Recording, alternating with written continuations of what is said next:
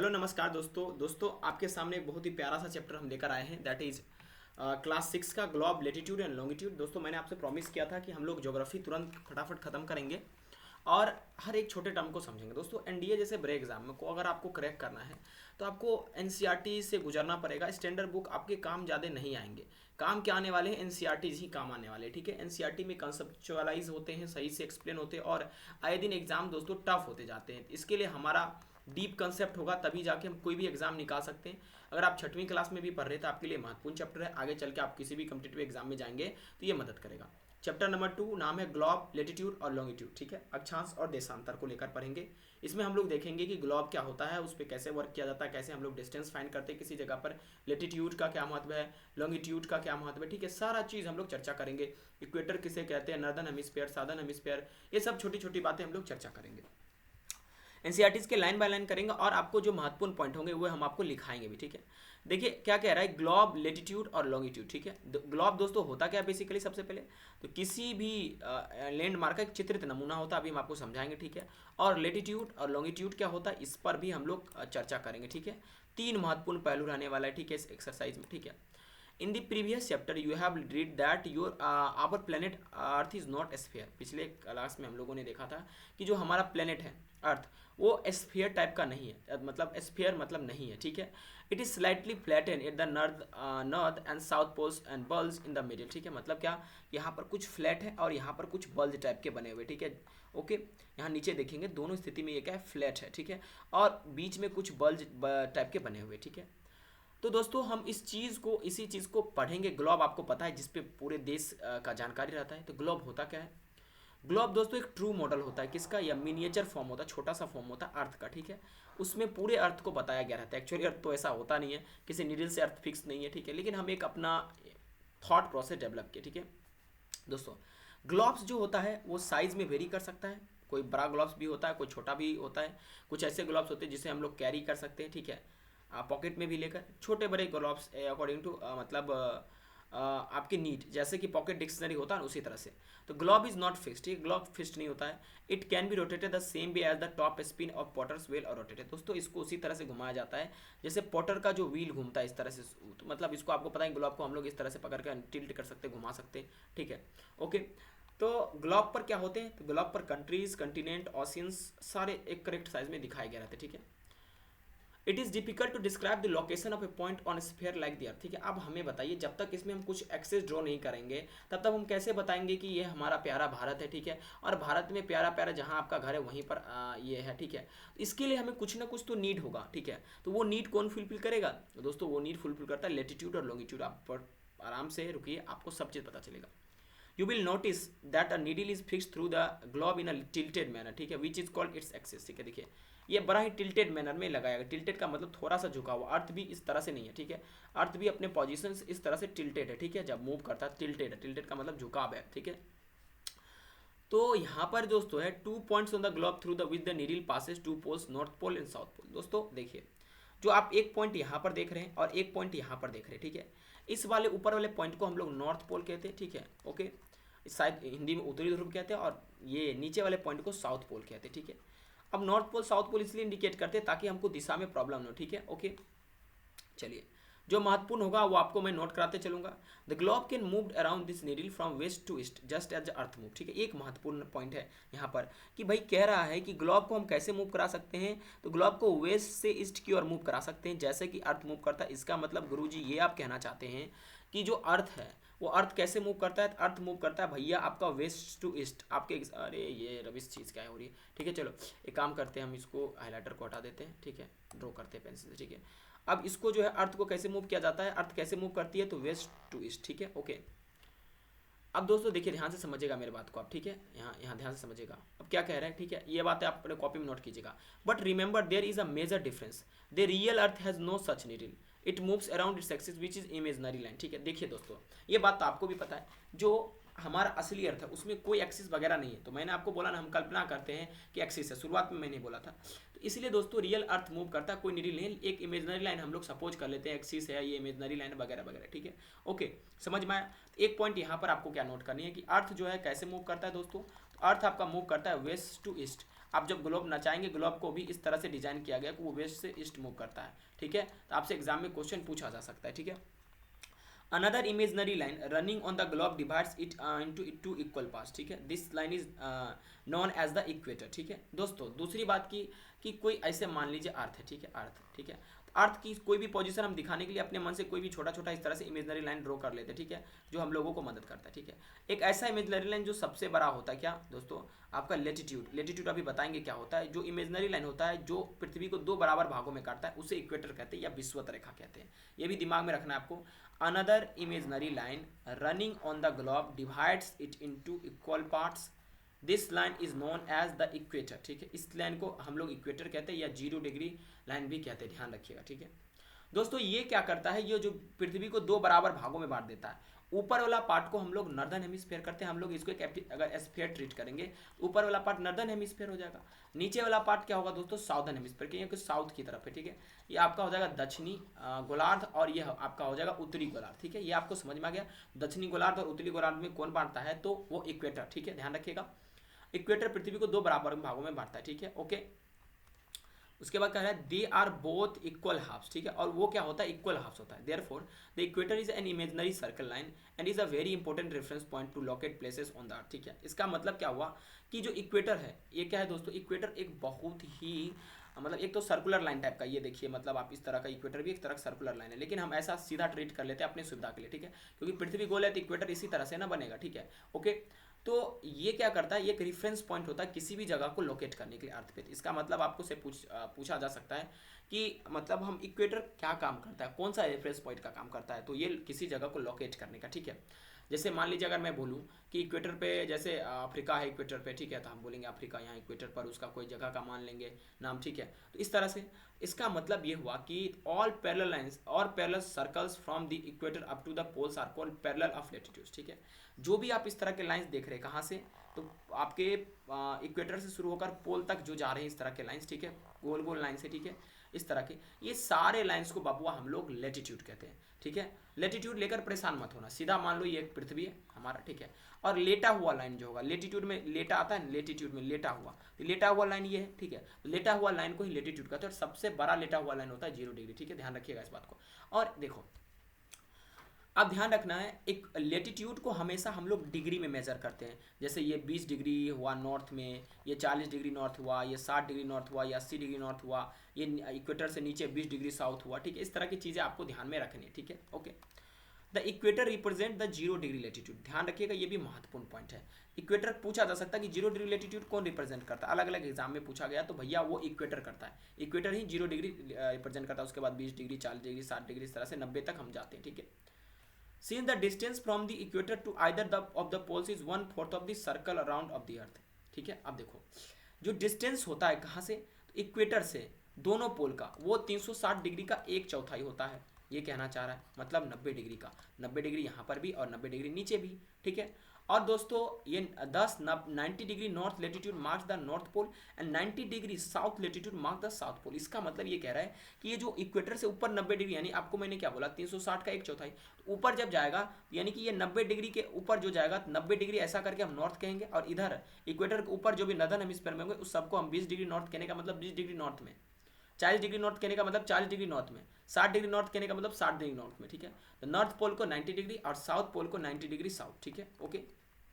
Equator से जो नीचे होगा उसे साउथ पोल, ठीक है, क्लियर है। इसका मतलब हुआ all parallel north of the equator are को नॉर्थ लेटीट्यूड, जो भी नॉर्थ के तरफ पैरेलल इक्वेटर होंगे, इक्वेटर के से आगे, ठीक है, उसको नॉर्थ लेटीट्यूड कहेंगे, अभी मैंने आपको समझाया। और जो भी साउथ के तरफ होंगे नीचे की ओर उसको हम लोग साउथ लेटीट्यूड कहेंगे, ठीक है, ओके।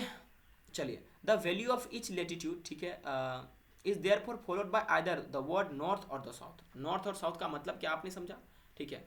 अगर आप इस एग्जाम्पल को समझोगे, देखो समझो इस बात को, both Chandrapur in Maharashtra India and Belo Horizonte in Brazil South America are located on the parallel of about 20 degree latitude. देखो समस्या कैसे शुरू होता, तो ये मान लो कि जैसे दो प्लेस के नाम बोल रहे हैं, एक प्लेस आपका क्या है चंद्रपुर, ये लिख लेना कहीं एग्जाम में पूछ ना दे, ठीक है। चंद्रपुर महाराष्ट्र में इंडिया में, और बेलो हॉरिजॉनेट, ठीक है, ये ब्राजील में है, ठीक है, साउथ अमेरिका, ब्राजील मतलब ब्राजील साउथ अमेरिका में आता है, ठीक है।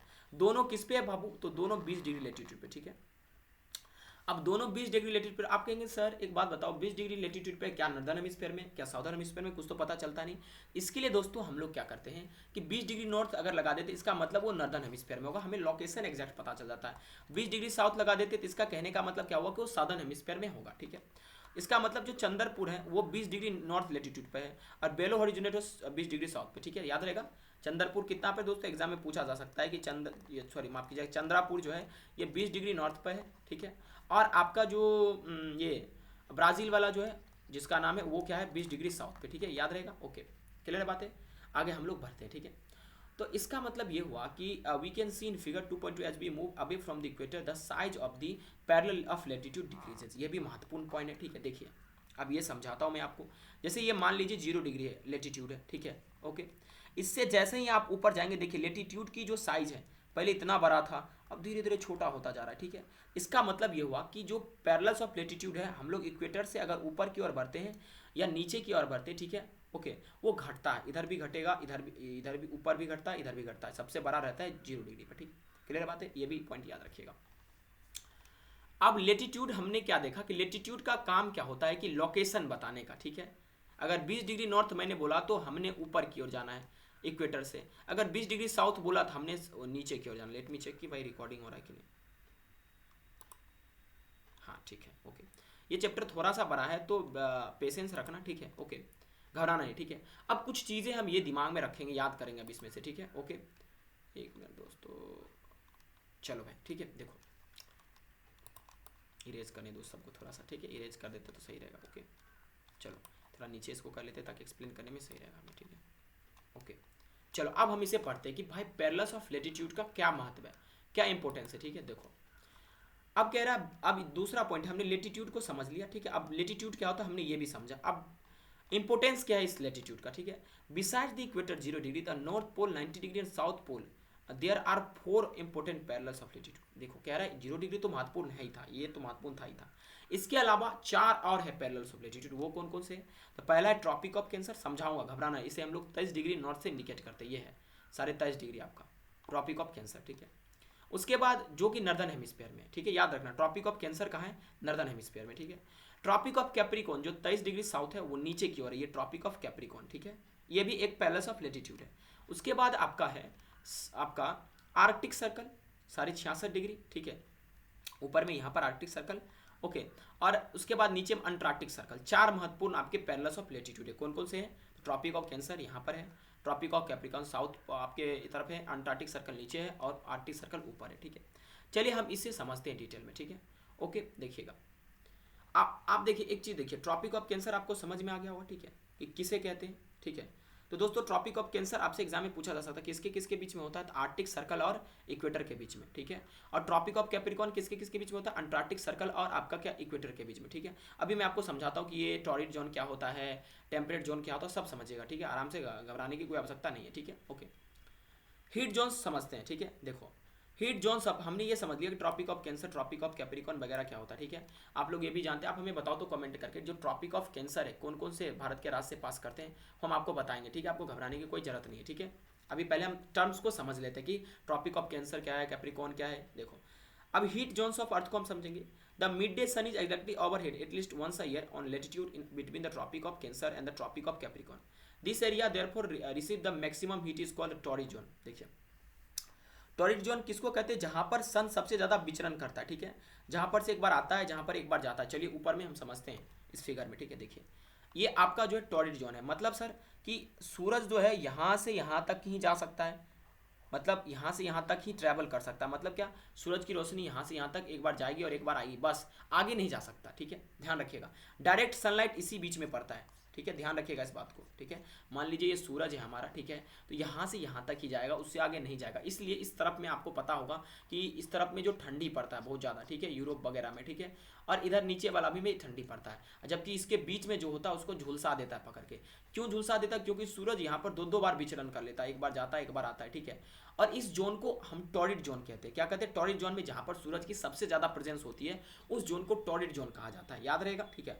और डायरेक्ट सनलाइट इसी जोन में पड़ते हैं। इसका मतलब सर ये हुआ कि जो भी क्षेत्र आपका क्या कहते हैं कि मतलब जैसे ट्रॉपिक ऑफ कैंसर पे जैसे भारत के कई राज्य हैं, ठीक है। तो इसके नीचे में जैसे सर अगर मैं बात करूँ केरला, केरला में सनलाइट डायरेक्ट पड़ता है, इसीलिए वहाँ के लोगों का कलर थोड़ा सा हम लोग से डिफरेंट होता है। मैं उनको डिस्क्रिमिनेशन नहीं कर रहा हूँ, लेकिन अपने लोग से थोड़ा डिफरेंट होता है। अगर ऊपर में बात करें जम्मू और कश्मीर की, जम्मू और कश्मीर में सनलाइट डायरेक्ट नहीं पड़ता, स्लाइंट पड़ता है। स्लांट का मतलब तिरछा पड़ता है। इस वजह से वहाँ के लोग क्या होते हैं, गोरे चिट्टे होते हैं। ये क्वेश्चन में पूछा जा सकता है कि डायरेक्ट सनलाइट कहाँ पर पड़ सकता है, ठीक है। ओके, ध्यान रहेगा बात है। टॉरी जोन क्या कहते हैं, समझ में आ गया। देखो अब जो लेटीट्यूड आपका एक देखिए, एक पॉइंट और यहाँ पर है कि the mid day sun never shines overhead on any latitude beyond the tropic of cancer and the tropic of Capricorn, ठीक है। The angle of sun's rays goes on decreasing towards the pole, ठीक है। Okay, उसके बाद कह रहा है the area bounded by the tropic of cancer and, एक मिनट पहले इस चीज़ को एक्सप्लेन करता हूँ, ठीक है। देखो जो मिड डे सन होता है वो कभी भी साइन नहीं करेगा ओवरहेड, कहाँ पर, जो लेटीट्यूड बियॉन्ड होगा ट्रॉपिक ऑफ कैंसर, ठीक है। चलो एक एग्जांपल से समझाता हूँ। मान लो कि मैं यहाँ पर हूँ, मेरा बेटा यहाँ पर पैदा हुआ है, ठीक है। हाइपोथेटिकल एग्जांपल ले लो। अब देखो हमारा बेटा को विटामिन डी का कमी है, ठीक है। अब ये रो रहा है कि पापा विटामिन डी सूरज को बोलकर दिलवा दो। तो सूरज बोल रहा है बेटा हम तुम्हारे सर पे यहाँ डायरेक्ट नहीं चमकेंगे, हम तुमको तिरछा रोशनी देंगे, अगर तुमको लेना है तो लो, नहीं तो नहीं लो। इसका मतलब क्या हुआ कि डायरेक्ट सनलाइट ये बताना चाहता है कि ट्रॉपिक ऑफ कैंसर और ट्रॉपिक ऑफ कैप्रिकॉर्न के बीच में ही पड़ेगा। उसके ऊपर जो है सनलाइट धीरे धीरे कम होगा, तिरछा होता जाएगा, ठीक है। क्लियर है बात है, ये दिमाग में रख लो, ठीक है। लेकिन मान लीजिए आप अगर यहाँ पर हो, ठीक है, तो आपको माथा पर सीधे सूरज की रोशनी पड़ेगा, ठीक है। क्लियर है, लेकिन यहाँ पर नहीं पड़ेगा, यहाँ पर तिरछे आपको पढ़ने वाले, ठीक है। ओके, क्लियर है बात है। यही इसमें बताना चाह रहा है कि ट्रॉपिक ऑफ कैंसर और ट्रॉपिक ऑफ कैप्रिकॉर्न में जो एंगल ऑफ सनरेज होता है वो डिक्रीज करता जाता है पोल की तरफ जाते जाते, ठीक है। ओके, इधर जाते जाते नहीं डिक्रीज करेगा, बताओ इधर अगर हम जाएंगे, ठीक है, तो ये डिक्रीज करता जाएगा। ओके, बातें क्लियर है। ओके, वेरी गुड, ठीक है। चलो आगे हम लोग चर्चा करते हैं। अब देखो टॉरिड जोन मैंने समझाया आपको, आप आगे समझते हैं। Tropic of cancer and the arctic circle in the northern hemisphere. Okay, क्या कह रहा है, क्या कह रहा है कि as such the area bounded by the tropic of cancer and arctic circle of the northern hemisphere, the tropic of Capricorn and Antarctic circle in the southern hemisphere have moderate temperature. These are called therefore temperate zone, ठीक है। देखो temperate zone का मतलब क्या हुआ sir, समझने का प्रयास करना। इसको मैं फिर इरेज करता हूँ, रुको। पुष्पाराज झुकेगा नहीं। आगे फिल इन द ब्लैंक्स तुम लोग कर देना कमेंट में, ठीक है। ओके, मुझे अच्छा नहीं लगता एज अ टीचर ये बोलना, ठीक है। चलो भाई आगे हम समझते हैं इस बात को। देखो अब ये क्या कह रहा है, एनसीईआरटी क्या एक्सप्लेन कर रहा है। देखो जो ट्रॉपिक ऑफ आपका क्या होता है कैंसर और ट्रॉपिक आर्कटिक सर्कल, यहाँ पर सूरज की रोशनी ज़्यादा नहीं पड़ती है, मैंने समझा। और इस जोन को हम लोग बोलते हैं, ये क्योंकि नॉर्थ में है इस जोन को बोलते हैं नॉर्थ टेम्परेचर जोन, या टेम्परेट जोन किसको कहेंगे, जिस जोन में सूरज की रोशनी मॉडरेट पड़ेगी, मतलब पड़ेगी लेकिन बहुत हाई लेवल पे नहीं, मॉडरेट तिरछा पड़ने वाली, ठीक है। ओके, अब नीचे ये जोन नीचे भी होगा, ट्रॉपिक ऑफ कैंसर से लेकर आपका अंटार्कटिक सर्कल के बीच का जो जोन होता है उसे साउथ टेम्परेट जोन कहते हैं। और इस जोन में सनलाइट मॉडरेट पड़ता है, बहुत हार्ड नहीं पड़ता, ठीक है। ओके, क्लियर है बातें। चलो तो टॉरिड जोन समझ में आ गया, टेम्परेट जोन समझ में आ गया। चलो आगे हम लोग देख लेते हैं। अब मेरे भाई ठीक है, अब देखो area lying between the arctic circle and the north pole in the northern hemisphere and the Antarctic circle and the south pole in the southern hemisphere are very cold, ठीक है। It is because the sun doesn't reach much above the horizon, ठीक है।